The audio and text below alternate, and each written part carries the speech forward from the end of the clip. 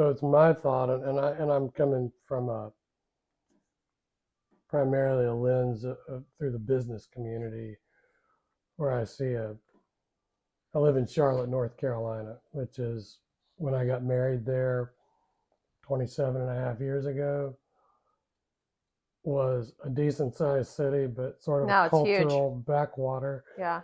Now it's a melting pot. We've got people coming in from all over the world. You'll see 40 flags of 40 countries flown at athletic events. Yeah. You'll see different cultural festivals pretty much every week. Charlotte's not the only one. The Raleigh Durham area is exploding at an even higher rate of growth now. Atlanta. Atlanta's Yeah. been there, still doing that. Nashville. Yeah. Birmingham, Alabama is kind of a on the rise town. Up and comer. Huh? It's an up and comer.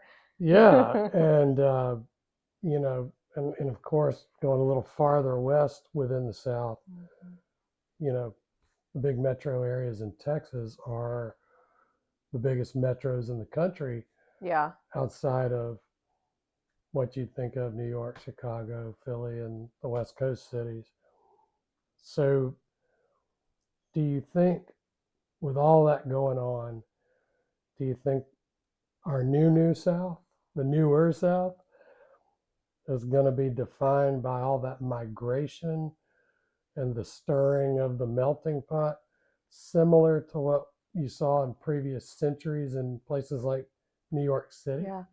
I think I think if history repeats itself, and it does, right? I mean, historically, history repeats itself. We've kind of proven that. Yeah. I mean, I think with these booms, and you see this, right? You see the growth of urban centers. You see the kind of decline of rural power, rural kind of like infrastructure, right? So Yep. you're seeing all of this happen. Charlotte is now, if you look at the map, Charlotte takes up like a huge portion of southern central North Carolina. It's giant with the suburbs, and RDU, like you were saying, is the exact same way. And so, and you're seeing more people coming here. You're seeing people coming, they're come here's, not from here's, I think is kind of the like southern slang for it, right? You weren't raised here. And so they're bringing new ideas, they're bringing new identities, they're bringing new cultures, they're bringing different politics here. You're also seeing this, and you can see how a lot of this cultural shift is playing out on a map in terms of how people are voting. And you see where the South, I don't want to get into politics, but you see where the South has been a certain color throughout different time periods, right? They're voting as blocks. Now things are starting to change a little bit. And you saw this happen with Obama's election. You saw this happen with Donald Trump's election. You saw this happen with Biden's election. You see how kind of this change in the Southern makeup is continually kind of, and I'm saying progressing in the way that more people are coming here, which is obviously going to change the region. I think though in general, the South has always been a melting pot of cultures. While this kind of Southern culture, the Southern identity has been this regional kind of feel has always kind of prevailed. I think Southerners as a whole, and maybe everyone tends to kind of overlook the fact that we're a melting pot.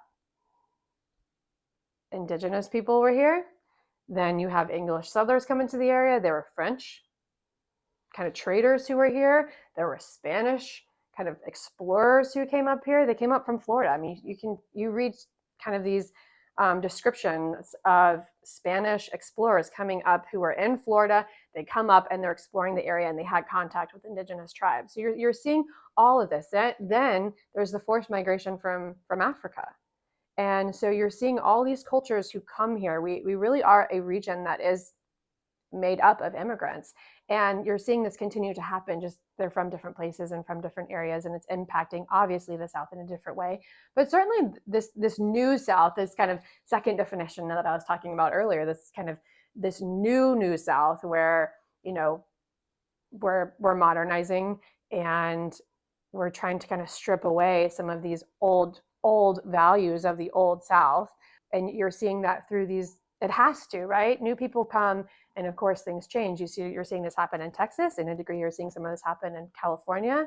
It's not limited to just the South, but you are seeing kind of this shuffling of people who are moving around the country, moving maybe from one country to another.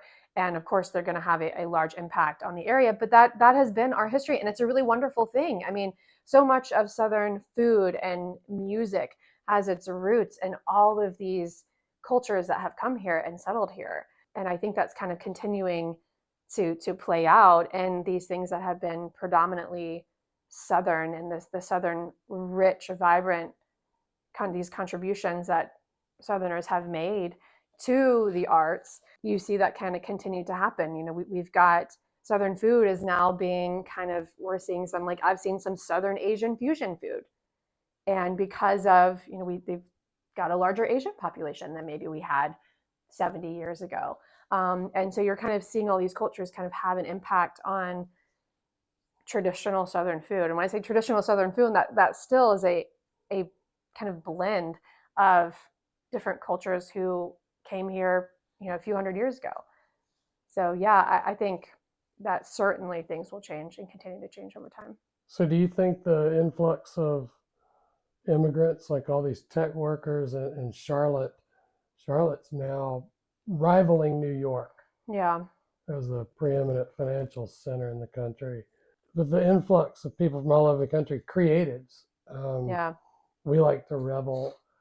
We hang out with a lot of creatives, and we kind of revel in them. And do you think they're complicating or reshaping our identity as Southerners, or to the point you were just making, are they kind of extracting what's always been there in terms of the diversity, but that the diversity of all those people and their experiences is more empowered in a more economically stable and rich and growing like crazy South?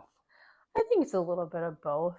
I mean, I think everything impacts one another, because you still see some of this kind of old stuff still there, right? Dialects, accents. I mean, I live in Philly now, but when I come home, my husband always teases me because he's like, your Southern accent has come out more than it is when you're up in Philly. And it's because I've been home and I'm around Southerners and around people with Southern accents. And depending on where you're from, I mean, in North Carolina alone, you can tell the region in which someone is from based on how they're pronouncing certain words or what vowel they're dropping in lightning. But I do think that people who are moving here are certainly being absorbed into Southern culture. However, you know, the people who are moving here are also kind of impacting Southern culture in a way that is changing in an interesting way, and not necessarily, you know, some people might say in a negative way, but it's changing it for in a different way that will evolve over time. In terms of, you know, as the South has continued to do, as people move here. I think when the scalawags and the carpetbaggers who moved here after the Civil War, they certainly had an impact on culture.